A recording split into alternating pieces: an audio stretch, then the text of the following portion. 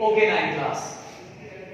अब हमारे पास next numerical है 2.4। देखिए कि अभी प्रीवियस टॉपिक में मैंने आपको बताया ग्रेविटेशनल एक्सेलरेशन के बारे में, तो ये भी ग्रेविटेशनल एक्सेलरेशन का ही कॉन्सेप्ट आ चुका है, जिसमें एक ऑब्जेक्ट वर्टिकल मोशन में यानी कि ग्रेविटी आपने यहाँ इन्वॉल्व कर देनी, gravitational acceleration value of G involve करनी है।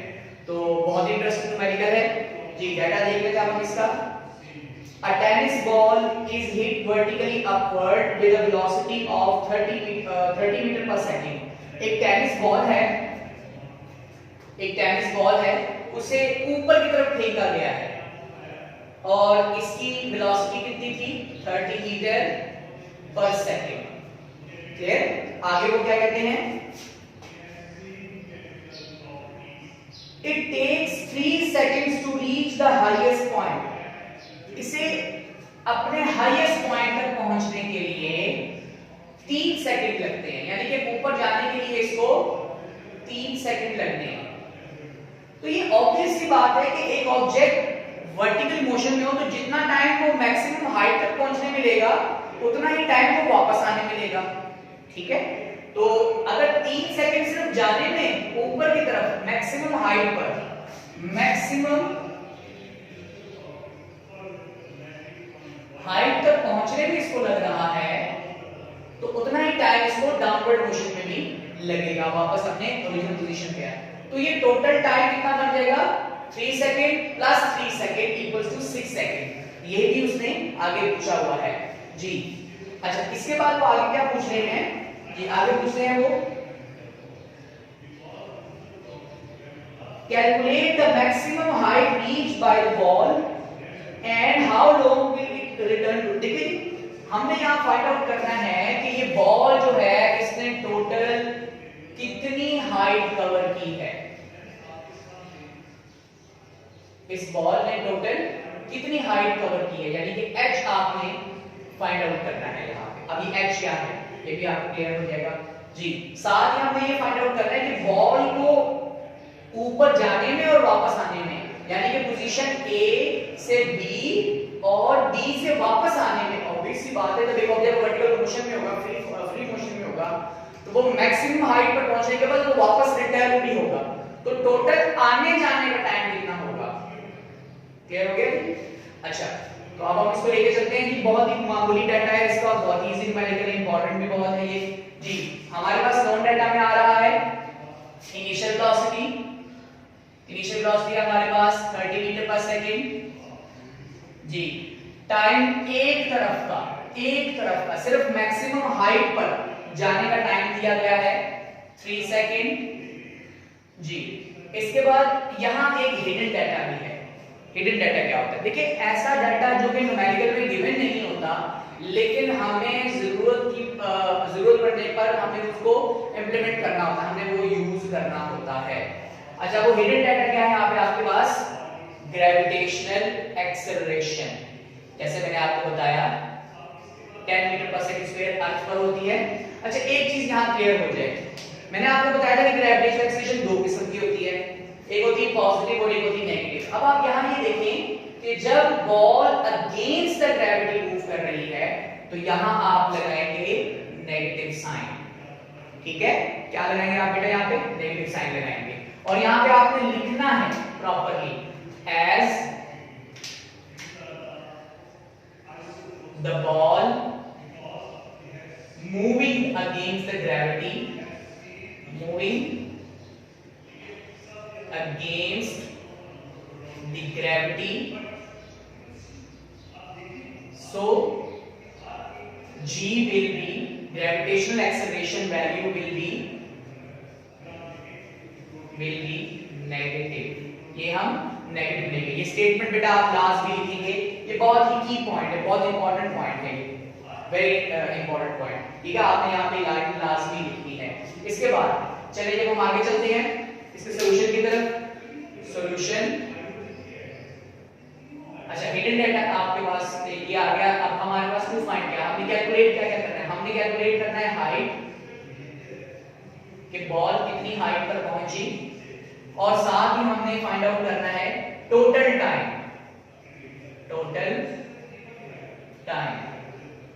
टी।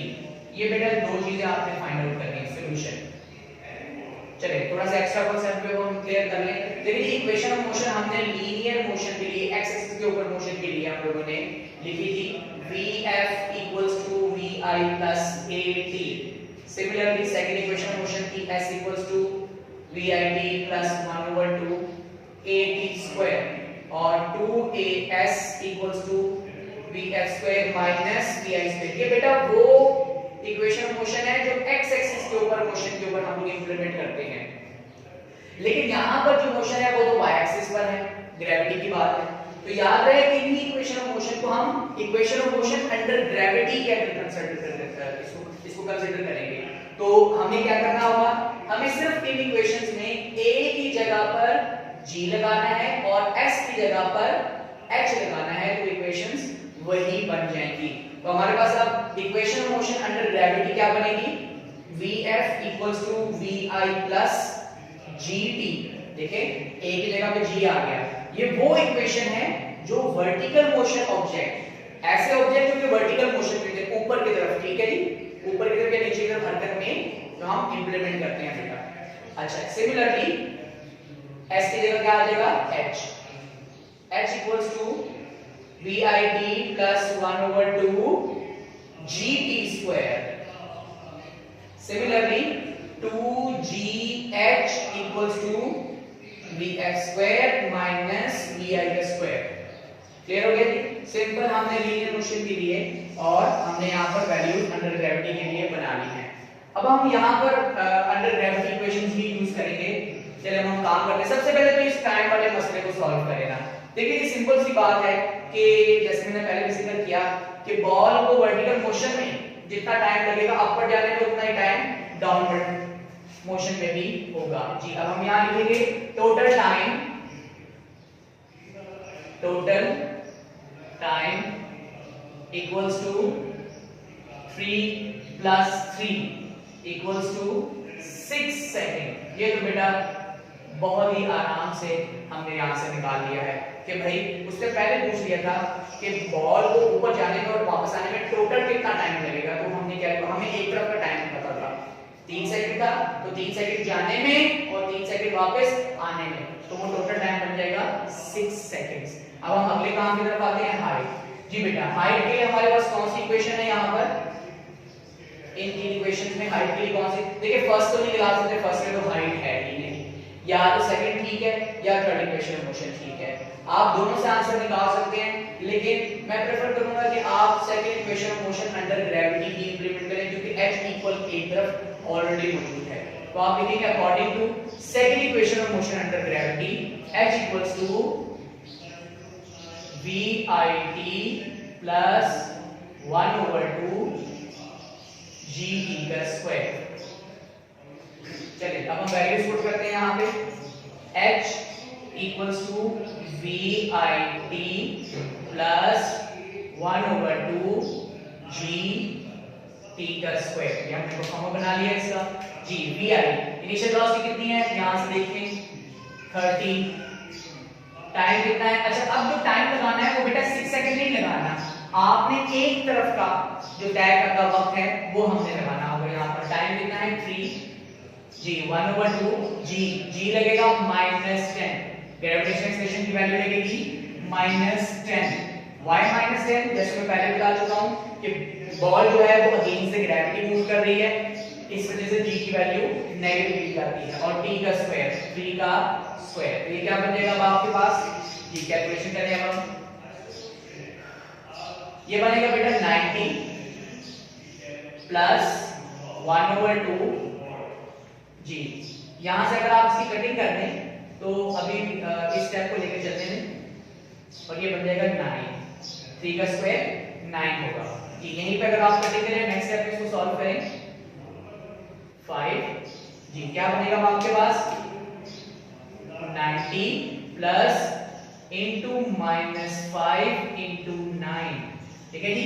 इसकी कटिंग हो गई, ऊपर 5 आ गया, 5 को हमें माइनस के साइन के साथ लिखना होगा, 5 9 45, 90 plus into -45, plus minus minus, plus minus minus, 90 -45 equals to h equals to G 90 में से 45 सब्ट्रैक्ट करें 45 मीटर्स आंसर आ गया।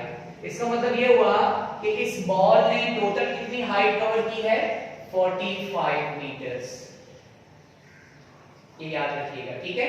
तो ये बहुत ही इंटरेस्टिंग न्यूमेरिकल है। आप अपनी डेली लाइफ के अंदर भी कोई भी चीज आप इसको मतलब आप एक बॉल पकड़े हाथ में, ठीक है, और आपके पास स्टॉप वॉच होना चाहिए, या फिर आप एक बॉल को ऊपर से ड्रॉप करके भी कर सकते हैं, ठीक है, वो हमारी एग्जांपल न्यूमेरिकल में है।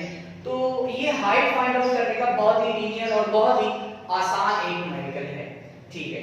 इसके बाद हम आगे लिखेंगे कंक्लूजन, फाइनल हेडिंग होगी हमारी बेटे यहाँ पे कंक्लूजन। जी कंक्लूजन में हम क्या लिखेंगे,